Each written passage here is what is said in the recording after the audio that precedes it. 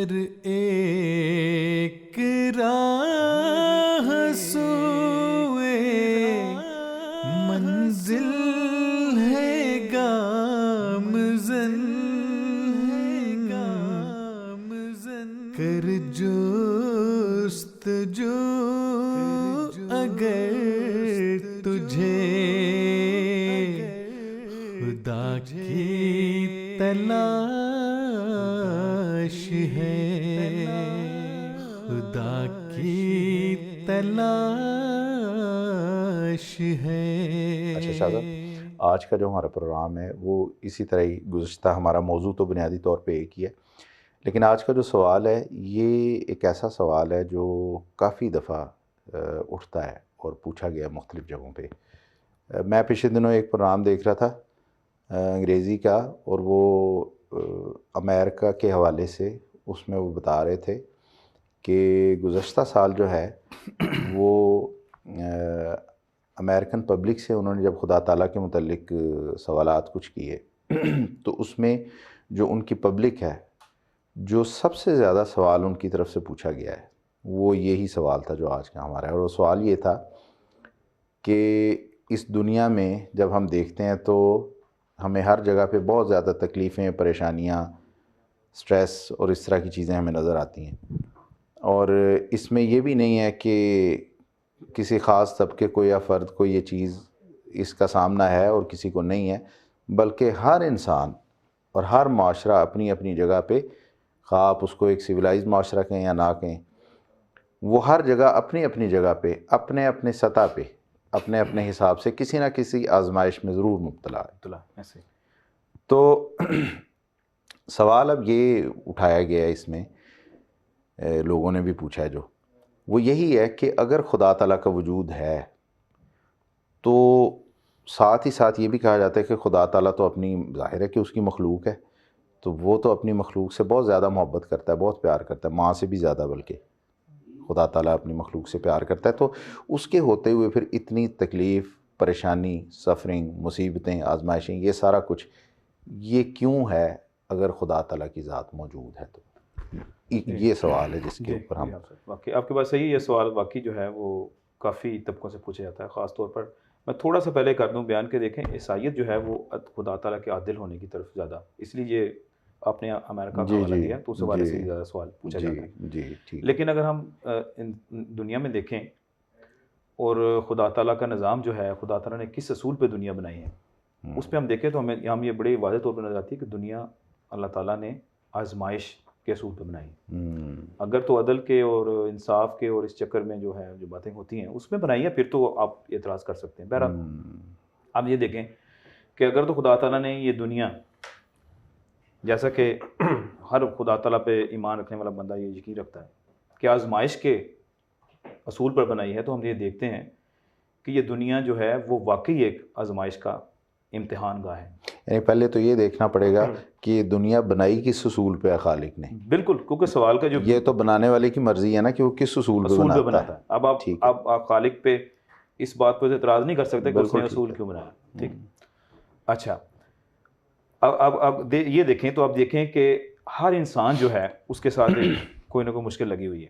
مثلا اگر انسان جو ہے وہ صحت مند ہے تو اس کو، جو خدا تعالیٰ پہ ایمان رکھنے والے بندوں کو پتہ ہے کہ اس کو اپنی صحت کے حوالہ سے جو اس کے اعمال ہیں ان کا جواب دینا ہے۔ جو بندہ بیمار ہے وہ بیماری کے حوالہ سے وہ اس کا جواب دہ ہوگا، اس کی آزمائش ہے۔ اسی طرح امیر جو ہے وہ امارت کے، غریب جو ہے وہ غربت تھے، یعنی ہر ایک بندہ جو ہے اس پہ اللہ تعالیٰ نے ایک آزمائش اس میں ڈالا ہوا ہے، ٹھیک ہے۔ اچھا، پھر یہ اب دیکھیں کہ اس آزمائش میں جو اس کا رد عمل ہوگا اصل میں وہ اس کا کردار ہوگا۔ بالکل ٹھیک ہے، یعنی جو خدا تعالیٰ پہ ایمان رکھنے والے بندے ہیں وہ تو پھر اس کو، اس آزمائش کو بھی خدا تعالیٰ کی ایک نعمت سمجھتے ہوئے اس کو بڑے صبر و شکر سے، اس مضمون کو آپ آگے لے کے پیچھے رہیں گے، اس میں اس کو دیکھتے ہیں، وہ دیکھتے ہیں کہ خدا تعالیٰ کی نعمتوں پر شکر ادا کرتے ہیں اور اس طرح کی ہیں۔ لیکن اس کے برعکس جو ہیں، اگر ہم یہ دیکھیں کہ جو خدا تعالیٰ پہ یقین نہیں رکھتے یا وہ سمجھتے ہیں، ان کے لیے پھر وہ ایک ڈپریشن کا شکار بھی ہو جاتے ہیں اس چیز میں۔ وہ سمجھتے ہیں کہ پتہ نہیں ہم پہ یہ ظلم ہو رہا ہے یا ہمارا، کیونکہ وہ ان کی نظر میں کوئی چیز نہیں ہے زندگی کے بعد، زندگی ہی بس ہے، اس کے بعد کوئی ہے ہی نہیں، ان کے تصور ہی نہیں ہے. یعنی آپ کی بات سے تو پھر یہ نظر آتا ہے نا کہ اس میں ایک بہت ضروری جو اسپیکٹ ہے وہ ہے لائف آفٹر ڈیتھ کا. یہ بالکل، یعنی جو انسان ظاہر ہے کہ خدا تعالیٰ کے اوپر یقین رکھے گا، وہ پہلے تو یہ دیکھے گا کہ اللہ تعالیٰ نے یہ دنیا بنائی کس طرح ہے اور اس زندگی کو کس طرح سے اس نے یعنی ڈسکرائب کیا ہے کہ یہ کچھ دن کی زندگی ادھر ہے اور اس کے بعد موت کے بعد پھر ایک ابدی زندگی. بالکل بالکل. اچھا، اس حوالے سے اگر اس کی طرف ہم دیکھیں، وہی جو آپ نے بھی بات کی ہے کہ پھر تو واقعی انسان اس کو آزمائش بھی سمجھے گا، بلکہ آزمائش کو ایک نعمت بھی سمجھے گا. بالکل، یعنی اس کو اگر یہ پتہ ہے کہ مجھے اس آزمائش کے بعد میرے لیے ایک ترقی کا اور میرے لیے ایک ایسی زندگی انتظار کر رہی ہے، یا میری ایسی ایک دنیا، میرے لیے ایک نئی دنیا انتظار کر رہی ہے میرے لیے، اگر میں یہ نیک عمل کروں گا کہ جو اس سے بڑھ کر ہے، تو پھر وہ اس کے لیے تو واقعی وہ ایک بالکل نعمت بن جاتی ہے. ٹھیک ہے. لیکن اس کے برعکس اگر آپ دوسری طرف دیکھیں تو ان کے لیے پھر وہ ایک ڈپریشن، اور ان کے لیے سوائے یہ سوالات کرنے کے یا خدا تعالیٰ پہ الزام دینے کے وہ کوئی چیز نہیں. بالکل ٹھیک ہے. رفیق صاحب، یعنی ہمیں سمجھ تو پھر اس میں یہی آئی کہ یہ جو دنیا کی آزمائشیں ہیں، اگر ہم یعنی کہ آخرت کی زندگی کے اوپر جو لوگ یقین رکھتے ہیں، وہ تو پھر سمجھ تو یہ آتی ہے کہ یہ تو پھر انسان کی اپنی بہتری، اس کی تعمیر کے لیے، اس کی کردار سازی کے لیے یہ تو پھر بڑی ضروری ہوگی بات. جی شکریہ. اگر اس مضمون کے مختلف پہلوؤں کا جائزہ لیا جائے تو سب سے پہلی بات تو یہ سامنے آتی ہے کہ آزمائش کا اصول صرف انسانی زندگی پہ لاگو نہیں ہوتا، اس کا اطلاق دنیا کی ہر چیز پہ ہے، خواہ وہ جاندار ہو خواہ وہ بے جان ہو. اس کا تعلق کردار سازی سے بھی ہے اور اس کا تعلق کسی حد تک تعمیر و ترقی سے بھی ہے. ٹھیک ہے. میں اپنی بات ایک مثال سے واضح کرتا ہوں. بڑی مشہور زمانہ یہ مثال ہے کہ آپ نے دیکھا ہوگا کہ خام لوہا عام مل جاتا ہے جی، لیکن اس کی کوئی اتنی اہمیت نہیں ہے. لیکن یہی خام لوہا جب مختلف مراحل میں سے گزرتا ہے اور کسی خاص شکل میں ڈھل جاتا ہے تو اس کی قدر و قیمت بڑھ جاتی ہے. مثلا اس کو کسی جگہ پہ شدید درجہ حرارت پہ گرم کیا جاتا ہے، اس پہ ضربیں لگائی جاتی ہیں، اس کو کسی شکل میں ڈھالا جاتا ہے. یہ ایک بڑا لمبا مرحلہ ہے. ٹھیک. ان مراحل سے گزرنے کے بعد جب وہ کوئی چیز بن جاتا ہے تو وہ عام چیز نہیں رہ جاتی، وہ خاص چیز ہو جاتی ہے. اس کی قدر و قیمت اضافہ ہو جاتا ہے، پہلے سے کہیں بڑھ جاتی ہے، کہیں زیادہ بڑھ جاتی ہے. تو یہی مثال ہے اس چیز کی جو آزمائش سے گزری ہے اور جو آزمائش سے نہیں گزری. تو جب آپ اس پہلو سے غور کرتے ہیں تو آپ کو پتہ چلتا ہے کہ آزمائش ایک رکاوٹ نہیں ہے، بلکہ اس رکاوٹ کو اگر اس کو رکاوٹ کہہ بھی دیا جائے بہت اچھی بات ہے تو اس کو عبور کرنے کے بعد آپ کا رتبہ بڑھتا ہے، بلکہ یہ تو ایک زینہ بن ایک جاتا ہے، ترقی کا زینہ ہے، ترقی کا زینہ بن جاتا ہے. اچھا صاحب یہ دیکھیں، مجھے وہ شعر یاد آ گیا، سوری، ایک کسی حوالے سے، وہ ہے نا کہ عشق کی راہ میں جو کوہ گراں آتا ہے، لوگ دیوار کہیں میں تو اسے زینہ کہوں. کیا بات، یعنی آپ کی مثال سے اصل مجھے یاد ہے وہی بات ہے. بالکل ٹھیک. اچھا آزمائش کی آصف انہوں نے بات کی، بڑی مثال انہوں نے دی ہے. ایک میرے ذہن میں بھی آتا ہے کہ بعض کا آزمائش اتنی سخت ہو جاتی ہے، اور ہم دیکھتے ہیں کہ جیسے آپ نے ابھی امریکہ کا ذکر کیا تو ان کی طرف سے زیادہ سوال یہ آتے ہیں. جی. ایک مثال کے طور پر دیکھیں کہ ایک بچی ہے، وہ مفلوج پیدا ہوئی ہے، معذور ہے. ٹھیک ہے. اس کی وہ قوت گویائی بھی نہیں ہے، ٹھیک ہے، اور اس کی دوسری بھی چیزیں، اس کے اعضاء کام نہیں کر رہے. تو یہ جو اتنی سخت آزمائش ہے، اس کو آپ کس حوالے سے مطلب اس کو ہم اصل میں دیکھیں، ہمیں پتہ تو اس سے یہ چلتا ہے کہ یعنی بعض دفعہ یہ ہوتا ہے کہ خدا تعالیٰ جو ہے نا وہ انسان کو اگر ایک تو ویسے آزمائش ہے نا کہ جو ابھی جس کی بات ہوئی ہے، اور بعض دفعہ یہ ہوتا ہے کہ انسان جو ہے، دیکھیں یہ ایک انسان کی نا فطرت بھی ہے کہ دکھ کے موقع پہ، تکلیف کے موقع پہ وہ خدا کو زیادہ یاد کرتا ہے. بالکل، یہ ہم سب اس چیز کو دیکھتے ہیں، گزرتے ہیں اس سے. اور جب انسان ذرا سکھ کا عادی ہو جاتا ہے، اس وقت یہ ہے کہ بعض دفعہ سکھ جو ہے نا زیادہ، وہ خدا تعالیٰ کی ذات سے غفلت کا سبب بھی بنتا ہے کہ جتنا زیادہ سکھ یا آسانی دنیا کی چیزوں کے حوالے سے اس کو ملتی ہے وہ خدا تعالیٰ کی یاد سے بعض دفعہ ہٹتا چلا جاتا ہے. تو بعض دفعہ ایسے معاشرے یا ایسا گروہ کہہ لیں آپ، کمیونٹی کہہ لیں، اگر وہ مجموعی طور پہ خدا تعالیٰ کی یاد سے غافل ہوں تو بعض دفعہ خدا تعالیٰ ان کو یعنی اپنی طرف متوجہ کرنے کے لیے اس طرح کے، یہ ہر جگہ نہیں ہوتی ہے، ایکسیپشنز ہی ہیں، لیکن ان کو اپنی طرف متوجہ کرنے کے لیے بعض دفعہ ایسی مثالیں دکھا دیا کرتا ہے جس کی وجہ سے ایک یعنی انسان جو ہے اس کا توجہ جو ہے نا وہ غیر شعوری طور پہ بھی بعض دفعہ اس طرف ضرور جاتی ہے کہ یہ جیسے آپ نے کہا کہ ایک چھوٹی سی بچی اور اس کے ساتھ یہ اور یہ سارا، تو وہ ضرور انسان سوچتا ہے کہ یہ اتنی بڑی آزمائش میں کیوں. اور دیکھیں کہ پھر لاشعوری اس کے لیے نہیں اب صاحب، پھر اس کے جو والدین ہیں یا ان کے لیے بھی وہ ایک آزمائش ہوتی ہے. ان کے لیے تو لازمی بات ہے، ان کے لیے تو یقیناً، ان کے لیے تو اس سے بڑھ کے جنہوں نے روز دیکھنا ہے اسے، ان کے لیے تو سب سے بڑی آزمائش ہے. مگر اوور آل اس کمیونٹی کے لیے، اس معاشرے کے لیے جہاں پہ وہ ہے اس طرح کا کوئی کیس، اگر وہ ذرا سا بھی اپنے اندر درد دل رکھنے والے لوگ ہیں، ذرا سا بھی، خدا تعالیٰ کی ذات تو بعد میں آتی ہے نا، ذرا سا بھی درد، تو وہ لازمی بات ہے کہ اس سے ضرور متاثر ہوں گے. یہ ہو ہی نہیں سکتا کہ اس کی طرف بالکل ہی، یعنی وہ تو بے حسی کی پھر آخری سٹیج ہے نا جس میں انسان جو ہے وہ پہنچ سکتا ہے. تو یعنی صبر اور اچھا اس میں ہمیں یہ بھی پتہ چلتا ہے، دیکھیں آپ کی بات سے، کہ یہ جو دو طرح کی چیزیں ہیں، آزمائش کی آپ نے بھی بات کی تھوڑی دیر پہلے، تو آزمائشوں میں آپ دیکھیں کہ دنیا میں اللہ تعالیٰ نے دو طرح کی آزمائشیں جو ہے نا ان میں انسان کو مبتلا کیا ہوا ہے. اگر ہم دیکھتے ہیں ایک تو صبر کی آزمائش ہے، وہ تو ابھی جیسے ہم نے بات کی کہ ایک انسان ہے، تکلیفیں پریشانیاں اس کے اوپر، لیکن یہ جو ہم دیکھتے ہیں نا کہ جن لوگوں کو خدا تعالیٰ نے دنیاوی جو نعمتیں ان سے نوازا ہے، ان کی بھی بڑی آزمائش ہے. بالکل صحیح. یعنی شکر کی جو آزمائش ہے یہ کوئی کم تو نہیں ہے آزمائش. آپ دیکھیں ابھی آپ نے تھوڑی دیر پہلے کہا کہ دنیا جو ہے یہ ایک امتحان گاہ ہے، آزمائش گاہ ہے. اچھا اس میں آپ یہ دیکھیں کہ جس کے اوپر جتنی زیادہ آزمائشیں ہوں گی اور جتنا زیادہ وہ سرخرو ہوگا، اتنا ہی زیادہ آسانی اس کے لیے اس دنیا میں ہوگی وہ مقام اور مرتبہ پانے میں.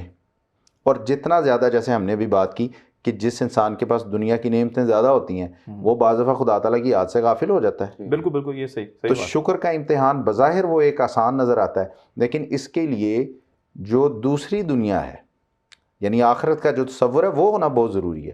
اگر آخرت کا تصور نہیں ہوگا تو تب آپ شکر کے مفہوم کو اور صبر کے مفہوم کو صحیح طرح نہیں سمجھ سکتے. کیونکہ یہاں پہ جو شکر کا مفہوم ادا کرنے والا ہے یا جو شکر کرنے والا انسان ہے، وہ اگر خدا تعالیٰ کی یاد سے دنیا کے سکھوں کے ہونے کی وجہ سے وہ اگر غافل ہو جاتا ہے تو ممکن کیا بلکہ اس دنیا میں وہ جو ایک انسان جس نے تکلیفوں میں خدا کو یاد کیا یہاں پہ اور وہ گیا ہے، وہاں پہ اس کا رتبہ خدا کے ہاں ہو سکتا ہے کہ بہت بڑا ہو.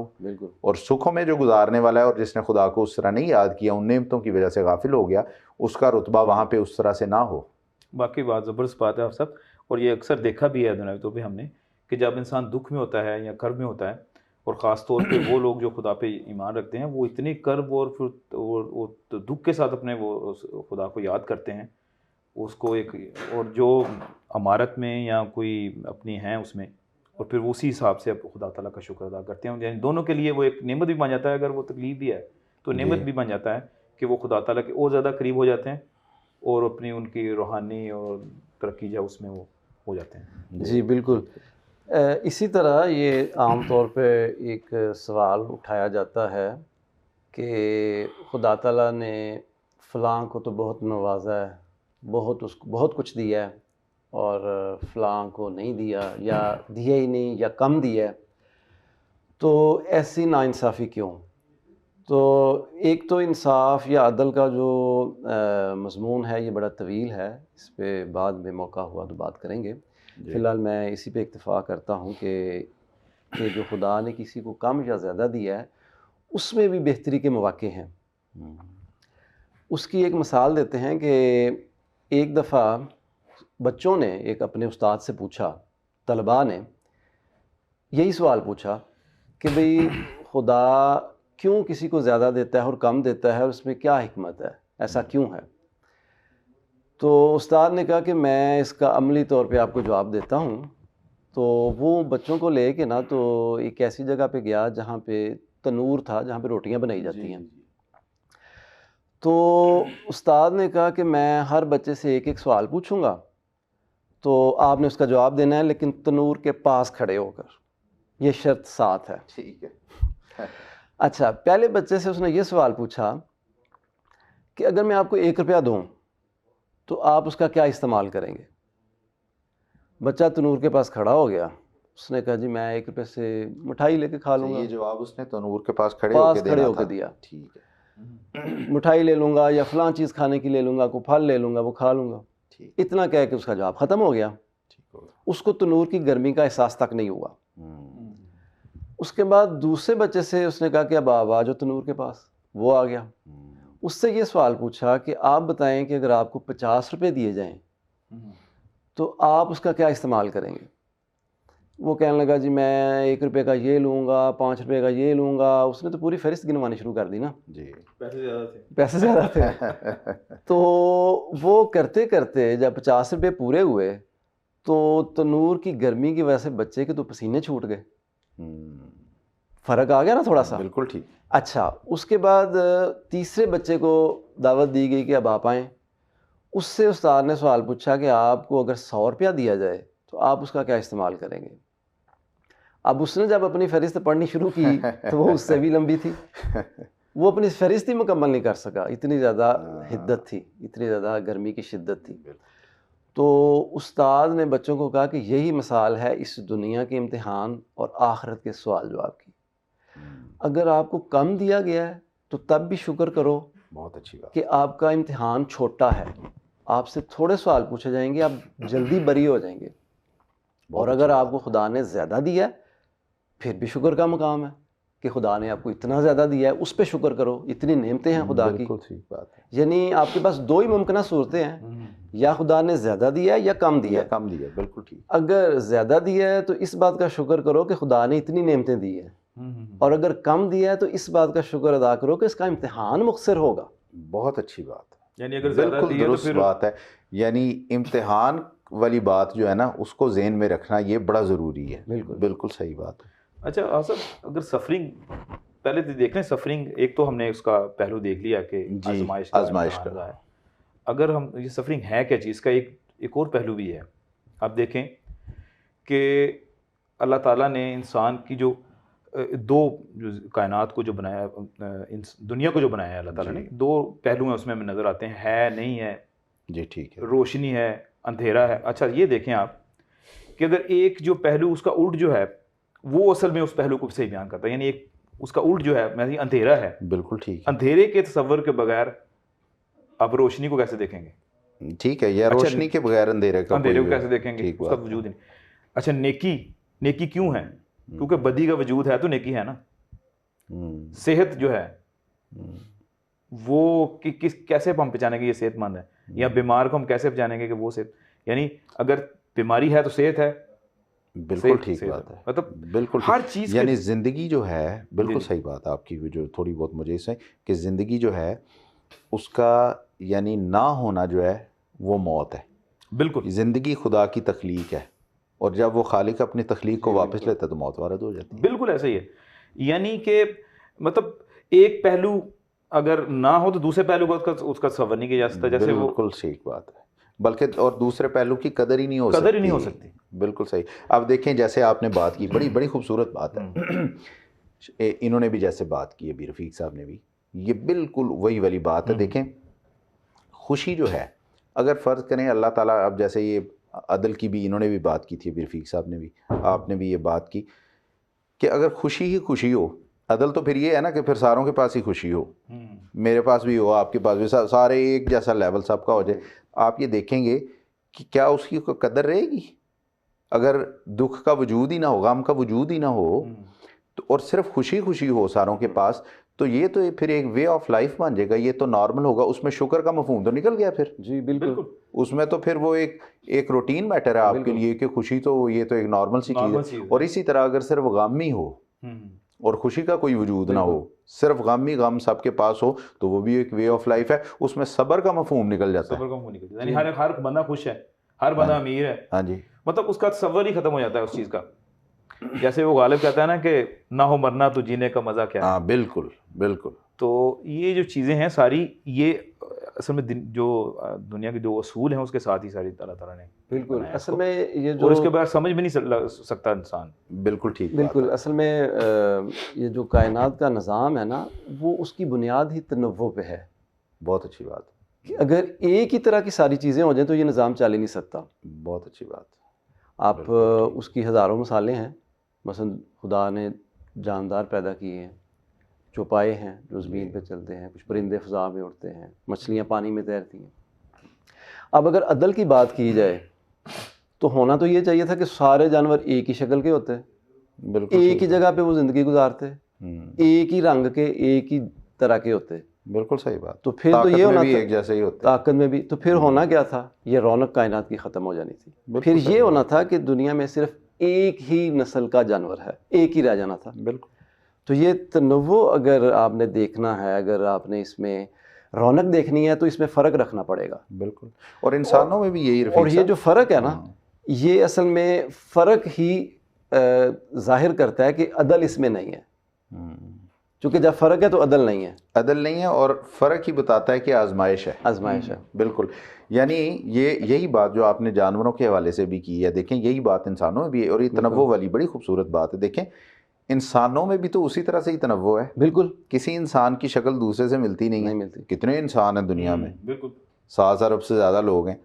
اسی طرح پھر انسان ہیں، ان کی نسلیں، ان کے رنگ، ان کی زبانیں، ان کے عقائد.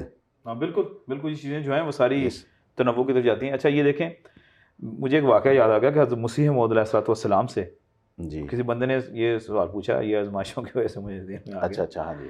انہوں نے سوال پوچھا کہ آپ یہ بتائیں، آپ تو اللہ تعالیٰ کی نظر میں بہت محبوب ہیں، تو آپ کی جماعت پہ اتنے جو مشکلات ہیں، اتنے مظالم ہو رہے ہیں، ظلم ہو رہے ہیں، اور آپ کی جماعت تو ہم نے کبھی سکھ میں نہیں دیکھا، تو اس کی کیا وجہ ہے؟ مطلب کیا وہ فلانا بندہ بھی فلانا بندہ بھی فلانا بندہ آپ کتنی مشکل میں ہے یہ؟ تو انہوں نے فرمایا جاؤ ان سے جا کے پوچھو، کیا وہ آپ کو بتائیں گے کہ وہ کتنی مشکل میں ہیں؟ وہ کہتے ہیں جب انہوں نے جا کے پوچھا، انہوں نے کہا ہم تو کوئی مشکل میں نہیں ہیں، ہم تو وہ انہوں نے خدا تعالیٰ کا شکر ادا کیا. یعنی یہ وہی بات ہے. بالکل ٹھیک. یہ وہی بات ہے کہ جس انسان کا آخرت کے اوپر یقین ہوتا ہے وہ یہاں کی آزمائشوں کو نعمت سمجھتا ہے، کیونکہ اس کو پتہ ہے کہ یہ امتحان گاہ ہے. میرے اوپر اگر سوال زیادہ ہیں، آپ دیکھیں ہم امتحان یہاں پہ بھی دیتے ہیں جو اس میں بھی یہی ہوتا ہے، کچھ سوال لازمی ہوتے ہیں، کچھ اختیاری ہوتے ہیں. لازمی سوال آپ نے کرنے ہی کرنے ہیں، وہ نہیں آپ کرتے اس میں نمبر کاٹ جاتے ہیں آپ کے. لیکن جتنے زیادہ لازمی سوال آپ کرتے ہیں اتنے نمبر آپ کے زیادہ ہوتے ہیں. بالکل بالکل بالکل ایسے ہی ہے. اب یہ ایک اور مثال میرے ذہن میں آ گئی. یہ محمد علی کلے جو ہے جی یہ گریٹسٹ باکسر تھا، greatest sports man of 20th century کو ایوارڈ دیا گیا. بالکل سب سے بڑا اسپورٹس. اور وہ جب وہ اپنی عروج پہ تھا 90s میں جی تو وہ کہتا تھا آئی ایم دی گریٹ. جب وہ رنگ میں جاتا تھا تو جناب وہ مخالف جو تھا اس کے چھکے چھڑا دیتا تھا. اچھا پھر بڑی دیر تک اس نے حکمرانی کی ہے اس نے اپنے رنگ کے اوپر، اور جناب وہ دنیا میں چھایا ہوا ہے. لیکن جب وہ بیمار ہوا اور اس پہ وہ راشا کی جو بیماری تھی اس پہ وہ اس کے اعضاء، تو وہ بہت تکلیف دہ بیماری ہوتی ہے، اس میں انسان کا سر بھی ہلتا ہے، ہاتھ بھی ہلتے ہیں، اور وہ اپنے کنٹرول میں بھی نہیں ہوتا، اپنے قابو میں نہیں ہوتا. بالکل. تو اس سے کسی نے یہ پوچھا کہ بھئی آپ بیمار آپ، تو اس نے کہا کہ میں جو کہتا تھا نا کہ آئی ایم دی گریٹ، تو اللہ تعالیٰ نے مجھے یہ بتایا ہے، کیونکہ وہ بھی خدا تعالیٰ پہ ایمان رکھتا تھا، خدا تعالیٰ نے مجھے یہ بتایا کہ اللہ گریٹ ہے. یعنی اس بیماری کے ذریعے بتایا، اس بیماری کے ذریعے مجھے بتایا، مشکل میں ڈالا ہے کہ تم انسان کی کیا حیثیت ہے.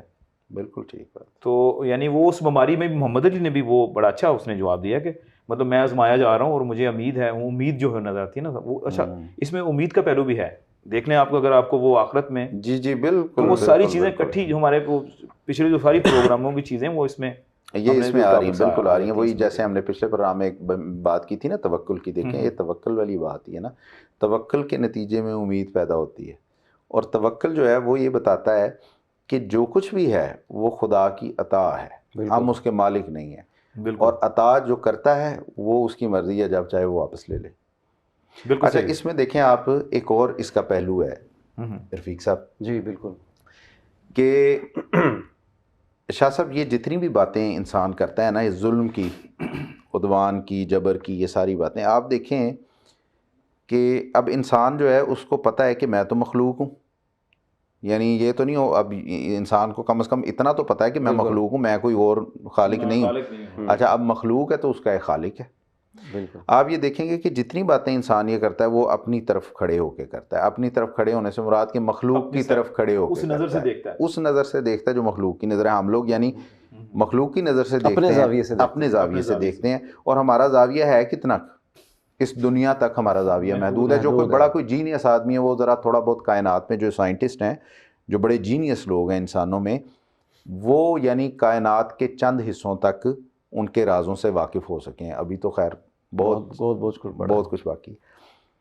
تو جو عام انسان ہے ہمارے جیسا جو ہے وہ تو شاید اپنے گلی محلے سے آگے کی سوچ ہی نہیں رکھتا، اتنا کی ہے، تو وہ تو پھر اپنے زاویے سے ہی دیکھے گا نا۔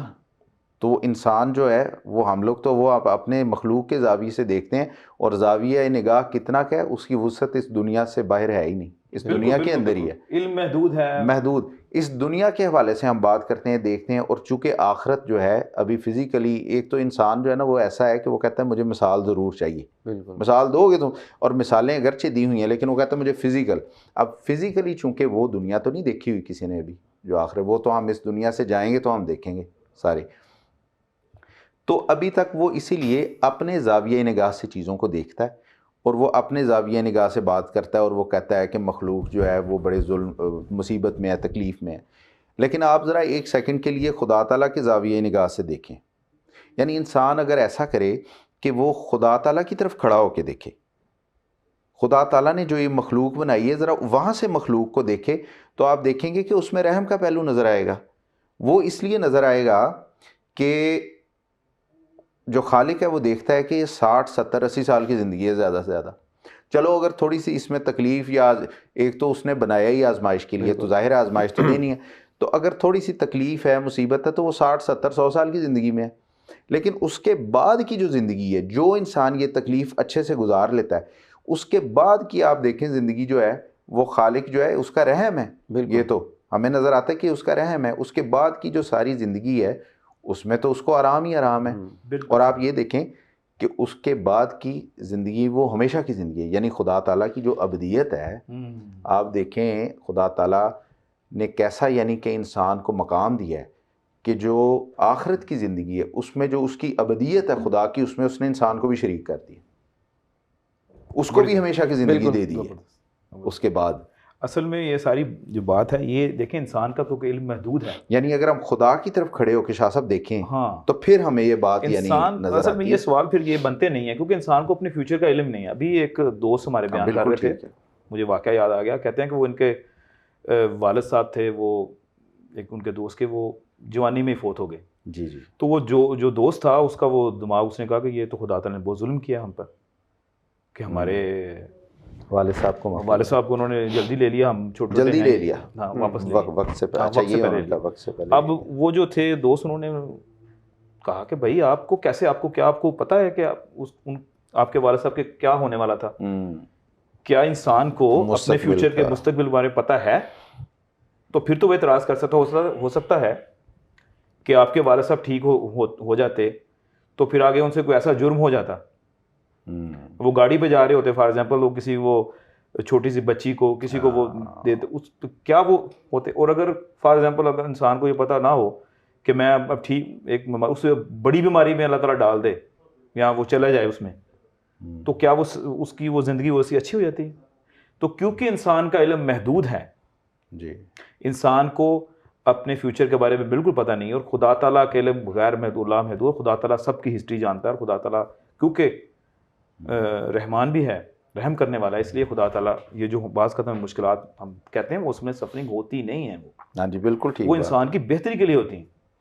وہ اصل میں وہی بات ہے کیونکہ انسان اپنے زاویہ نگاہ سے دیکھ رہا ہوتا ہے، جیسے ابھی ہم نے بات کی، اگر تھوڑا سا وہ خدا تعالیٰ کے زاویہ نگاہ سے دیکھے تو بالکل۔ اب جیسے یہ رفیق صاحب نے پہلے وہ بات کر رہے تھے قربانی کے حوالے سے بھی، مقام کے حوالے سے، جی بالکل، اس میں یہ واقعہ ہے آن رسول اللہ علیہ وسلم کے زمانہ کا کہ ایک عورت تھی، تو اس کو مرگی کے دورے پڑتے تھے، تو وہ بڑی اس کی وجہ سے تکلیف برداشت کرتی تھی، تو وہ آپ کے پاس آئی اور کہنے لگی کہ میرے لیے دعا کریں کہ میرے لیے یہ مسئلہ حل ہو جائے. تو آپ نے فرمایا کہ اس کی دو ممکنہ صورتیں ہیں کہ میں یہ بھی دعا کر سکتا ہوں کہ اللہ تمہیں اس تکلیف سے نجات دے دے اس دنیا میں ہی، لیکن دوسری صورت یہ بھی ہے کہ اس آزمائش کے نتیجے میں خدا تمہیں جنت میں جگہ دے اور اعلیٰ مقام دے. اس عورت نے کافی سوچا اور اس نے یہی فیصلہ کیا کہ بہتر ہے کہ میں آخرت کی زندگی کو ترجیح دوں، چونکہ وہ ابدی زندگی ہے. بالکل ٹھیک بات. اسی طرح آن صلی اللہ علیہ وسلم کا ارشاد تھا حضرت امام حسین رضی اللہ تعالیٰ عنہ کے متعلق کہ وہ جنت کے نوجوانوں کے سردار ہوں گے. بالکل ٹھیک. یہ ایک بہت بڑا رتبہ ہے. صحیح بات ہے. سب سے پہلے تو جنت میں جانا ایک بڑا اعزاز ہے، یہ ایک بہت بڑا رتبہ ہے. یعنی بالکل صحیح بات. بنیادی بات جنت میں جانا ہی ایک بڑا اعزاز ہے، ایک بڑا رتبہ ہے. ٹھیک بات. اور پھر جنت کے جو نوجوان ہیں ان کا سردار ہونا یہ اس سے بھی بڑا اعزاز ہے. تو اس خاص اعزاز کو پانے کے لیے ان کو پھر خاص قربانی بھی دینی پڑی. صحیح بات. تو بعض اوقات لوگ کہتے ہیں کہ جی وہ نواسہ رسول تھے تو ان کو اس طرح تکلیفیں دینی میں سے گزرنا پڑا، تو یہ ضروری تھا کہ وہ ایک مثال قائم کرتے ہیں. ہاں یہ جو آپ نے بھائی یہ تو بلکہ ایک بہت بڑی مثال ہے. بالکل. کہ کتنی بڑی ہستی تھے، نواسہ رسول تھے.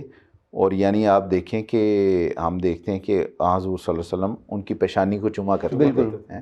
تو اتنی محبت اور کس آغوش میں انہوں نے یعنی زندگی اپنی گزاری. تو یہ تو واقعی بہت ہی بڑی مثال ہے کہ اس ہستی کو بھی اتنے زیادہ تکلیف دہ مراحل سے گزرنا پڑا، اتنی تکلیف سے گزرنا پڑا. یعنی جب تک خدا تعالیٰ کی ہستی کا تصور نہ ہو، خدا تعالیٰ کی ہستی پہ یقین نہ ہو، اس دنیا کے بعد دوسری دنیا کا یقین نہ ہو، اس طرح کی قربانیاں جو ہیں وہ تو کبھی بھی نہیں دی جا سکتی. ہم نے پہلے جس طرح ایک بادشاہ صاحب کی تھی کہ فتح مکہ کے موقع پہ جو حضور صلی اللہ علیہ وسلم نے رحم کا سلوک فرمایا، اگر خدا تعالیٰ کی ذات کا یقین نہ ہوتا تو آپ کبھی بھی اس طرح کا سلوک نہ فرماتے. تو یہ واقعات جو ہیں جو آپ نے ابھی واقعہ جیسے بتایا، اس طرح کے واقعات تو خدا تعالیٰ کی ہستی کا، اس کے ہونے کا بہت بڑا ثبوت ہے. بالکل بالکل ٹھیک بات ہے. تو ایسے ہے کہ اب وقت ہو گیا ختم، تو ہم اس کو کنٹینیو کریں گے انشاءاللہ اگلے پروگرام میں. تو جزاکم اللہ دونوں دوستوں کا. میں ہمیشہ کی طرح ناظرین سے یہی گزارش کروں گا کہ آپ کے ذہن میں جو بھی سوالات پیدا ہوتے ہیں ہمارے پروگرام کے حوالے سے، ہماری گفتگو کے حوالے سے، آپ ضرور ہمارے ساتھ جڑے رہیں اور ضرور ہمیں اپنے سوالات بھیجا کریں. ہمارے لیے سوالات جو ہیں وہ لکھا کریں اور ہم کوشش کریں گے کہ آپ کا جو بھی سوال ہمارے پروگرام سے ریلیٹڈ ہے، ہماری اس گفتگو سے تعلق رکھتا ہے، ہم اس کو ضرور اس میں شامل کریں گے. جزاکم اللہ احسن الجزاء. اگلے پروگرام میں دوبارہ حاضر ہوں گے. السلام علیکم ورحمۃ اللہ وبرکاتہ. خدا کی تلاش ہے، خدا کی تلاش ہے.